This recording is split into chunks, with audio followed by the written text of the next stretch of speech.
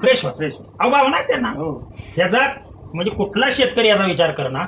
आणि प्रत्येक जणाचा प्रश्न सर मेंढी बंदिस्त होती का आणि आपल्या देशी शेळ्या बंदिस्त होतात. कार्य केल्यावर ना सगळं होतं रे. बंदिस्त कशा करायच्या मोठ्या शेळ्या मोठ्या मेंढ्या त्या सुद्धा मी सांगितले व्हिडिओ मध्ये. हा म्हणजे त्या फक्त करणारा पाहिजे. मार्गदर्शन करायला मी मोकळा आहे परंतु करणारे पाहिजे ना.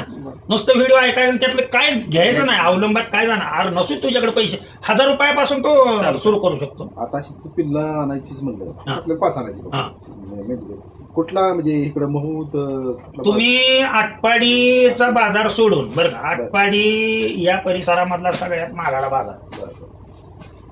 अकलूज बेस्ट वे सगळ्यात योग्य मार्ग खरेदीसाठी अकलूज एक नंबर. कारण तिथे सर्व प्रकारचे हे येतात व्यापारी लोक येतात. कराडवाले येतात तिकडून पुणेवाले येतात बॉम्बेवाले येतात त्यांना ते सोयीस्कर पडतं. अकलूजला खरेदीसाठी चांगलं आणि आटपाडीला विक्रीसाठी चांगलं. हा तुम्हाला माल विकायचा आहे ना आटपाडीला पळवा. हे आता बारक एक महिना किती एक आठवड्याचं आता ती कसं आपल्याला तिथं घेऊन बसलेले असते तो. नाही तुम्ही जाऊन या त्या अकलूजच्या बाजारामध्ये गेलाय का तुम्ही बघून आलो त्यांनी ती हीच केलेली असते छोटी ठेवलेली असते त्यात असते बारकी ती व्यापारी झालेत आता ते बी 3000 3,500 आत देत नाहीत. त्याने आणलेलं असतं शेतकऱ्याकडून 1,500 येतं का लक्षात 3,000 हा मी एका सोमवारी जाऊन आलो बघून आलो. म्हणजे वस्तुस्थिती एखादी शिळी विकत घेतलेली असते त्याबरोबरची ती बाजूला काढून शिळी विकत असते असं जास्त. अहो तशी जास्त आहेत. गोरगरिबाचं काय असतं माहिती आहे का दिवाळी आली अडचण आलेली असते तिला 3 पिल्लं असते शेळीला. ती विचार काय करतं माहिती आहे का हा नाही शेळी सुद्धा ठेवायची नाही ही सुद्धा ठेवायची नाही हिला दूधच कमी आहे. मग आता त्याला विकायचं आहे ते मग तो असा सटाणी देत नाही. लक्षात ठेवा त्या गोरगरिबाकडून व्यापारी काय करतो माहिती आहे का 12-13 हजाराला ते घेऊन जातो. 3 पिल्लं आणि 1 शेळी. नीट लक्ष द्या. आता ती 3 पिल्लाच ती जवळजवळ 9,000 रुपये काढतो. कसली बी साठी शेळी घ्या तुम्ही 6 ते 7 हजाराच्या खाली मिळेल.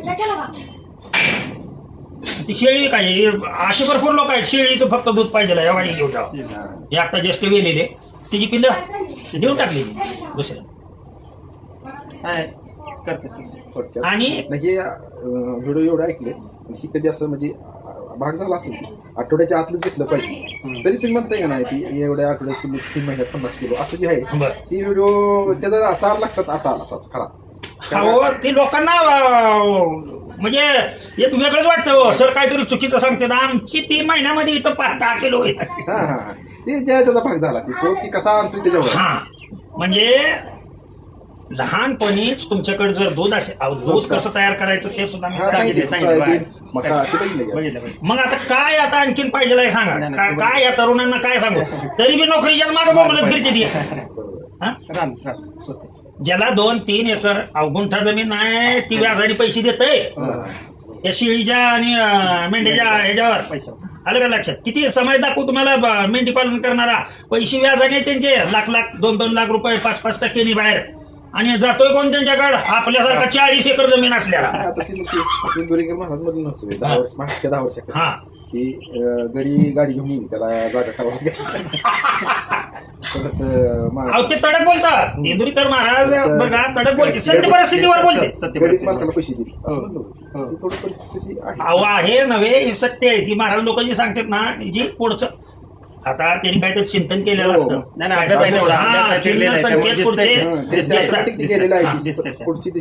समाजाला जागृत व्हायचं. आता समाज प्रबोधनाचं कार्य हे जर करत असेल ती लोक हसण्यावर नेतात हो.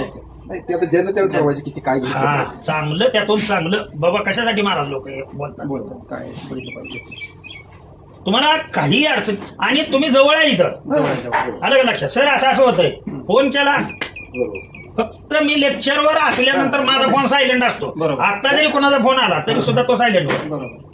सायलेंट असताना मी त्यांना हळू सांगतो लेक्चर चालू आहे मला संध्याकाळी 6च्या पुढं 6-6:30च्या पुढं नाही लेक्चर तिथेच मी क्लासवरती 10 वाजेपर्यंत असतो 7 ते 10. हो सायंकाळी लोक फोन करून नसेल तर मेसेज टाकतात. सगळ्यांना सांगितलं तुम्हाला जी अडचण आहे ना त्याचा मेसेज टाका. लय अर्जंट असेल तर मध्ये 5 मिनिटं वेळ असतो मी बाहेर येऊन त्या मेसेजला लगेच उत्तर देईन. ती क्रिया तुम्ही करायची.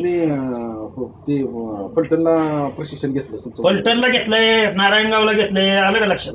आणि पुन्हा अहिल्यादेवीमध्ये घेतलंय आणखी. 3 ठिकाणी मी चांगल्या चांगल्या डॉक्टरांकडून, आणि आवाज असाच आहे माझा, मी तिथं शिकवणाऱ्याला सुद्धा असं शांत बसू देत नव्हतो. ते म्हणायचे कुठनं आलंय बरं शिकायला आपल्याला, बाकी सगळी चुपचाप. तसं नाही, जे आहे ते वस्तुस्थिती जाणून घ्यायची.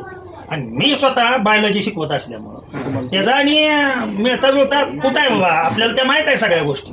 हा, मग तुम्ही चुकी सांगायला लागलाय, नाही हे शक्य होत नाही. किती दिवसापूर्वी घेतलं तुम्ही? आता झालं की त्याला 1998 साली. म्हणजे ही सगळा अभ्यास बघता मी म्हणलं तुम्ही अगदी अजून फार लय तरुणपणी असताना ह्यात नाही नाही नाही नाही नाही, लहानपणी होतो ना. नाही सगळ्या गोष्टी हे मेथी किंवा ह्याच्यावर पूर्ण डोक्यात तीच विचार फार म्हणजे सारखं सारखं म्हणजे दुसरं काही नाही. आणि परमार्थिक जे आहे ते ते आम्ही automatic बुद्धी देत असते. नाही लहानपणापासून नाही हे आजोबा पंजोबा जे आहेत ना आमचे वारकरी समाजाचे असल्यामुळे ते मृदंग, हार्मोनियम, गायन वगैरे हे लहानपणापासूनच आम्हाला संस्कार आहे. आता माझी आई आहे धाकट्या भावाकडे आहे, तिथं 4-5 दिवस तिकडे असते, तिला सवड झाली की ती इकडे येते, मला फोन करते, मला न्यायला ये. मग इथं भजन वगैरे असलं की ती कार्यक्रमाला येते. म्हणजे जी वस्तुस्थिती आहे ती तुम्ही बघितली. आणि असं उगा भक्तिगिरी नको आहे हो. नॅचरल आई आहे. बरेच सेड तुम्हाला असे दिसतील, लक्षात सगळं आहे. ठेवा. ते आकाशाला पैसे आहेत तिथं भाडं म्हणजे बघायला. हा 50 रुपये त्या म्हणजे त्यावेळेस सांगितलं होतं बरं का त्यांनी. मग म्हणलं तरी म्हणले कसं आहे फुकटची किंमेत राहत नाही, वेळ जातो सगळं सांगा का बरं. आता फुकटची किंमत राहते अवघड आहे राव. त्यांचं म्हणणं आहे. ती एक व्यवसायाचा भागच झाला. हो. लोक मेष पालनचं नाही का, हो बरोबर. त्या रोडलाच 2-3 शेळी पाळणार बरं. पूर्वी आम्ही त्या दिवसापूर्वी बघा सांगोला रोडला ना. हा सांगोला रोड महोच्या पुढच्या बाजूला का? बहुत पासून आता आपलं महाराष्ट्राच्या शासनाचं बरोबर अहिल्यादेवीचं असतं. अहिल्यादेवी मेष पालन आहे बरोबर. तिथं उस्मानाबादीचं सगळं आहे बरं. म्हणजे तिथं सगळीकडेच बरं का पैसे घेतात हे त्यांनी तिकटावर हे खेळ चालू केले सगळे, लक्षात आलं का? त्या म्हणजे गव्हर्नमेंट ह्याची तर नाही, प्रायव्हेट त्यांचं आता नाही, म्हटलं इथलं बघून काय कुठे केलं प्रायव्हेटला सर प्रायव्हेट वाले नाही गव्हर्नमेंटला नाही कोण पैसे. गव्हर्नमेंट तिथं फक्त काय त्यांचा वाढवणे हा विषय, तिथे विक्री हा विषय नाही, विक्रीचा विषयच नाही, बरोबर. ब्रीड तयार करणे बरं. एकदम तीर लावण्यासारखा काळ्या. नाही काय माहितीये का, आता काही जण काय करतात तुम्हाला सांगतो, शेड दाखवताना अशा पद्धतीने दाखवायचं, माल बाहेरून आणायचा, पंजाबवरनं माल आणायचा, आमच्याकडे जे तयार झाला राजस्थानचं शिरोई शिरोई वगैरे आणायचा. अरे आपल्या इथं ब्रीड आहे फक्त उस्मानाबादी. तुम्ही कुठेही फिरला, आता सगळे एकत्रित आलेत द्या सोडून, परंतु तुम्ही जी साधी शेळी म्हणताय ना, साधी शेळी म्हणताय, हिच्यासारखी गुणवत्ता कुठल्याच दुसऱ्या शेळीमध्ये नाही. प्रत्येकीमध्ये काय ना काय ड्रॉबॅक आहेत. आता मी सगळं करून बसलेला माणूस आहे, क्रॉसला चांगली आहे त्या, परंतु ती प्युअर तुम्ही सांभाळायच्या जर ह्याच्यात लागाल तुम्ही तर त्याचा उपयोग नाही. आणि आपल्याकडे चालतंय ते, आपल्याकडे जे बाजारात चालतंय तेच तयार करावं. बरोबर. विकलं जाणारी वस्तू तुम्ही उसाला जेवढा खर्च करताय ना तेवढा खर्च तुम्ही शेळी मेंढीला करू नका. तरी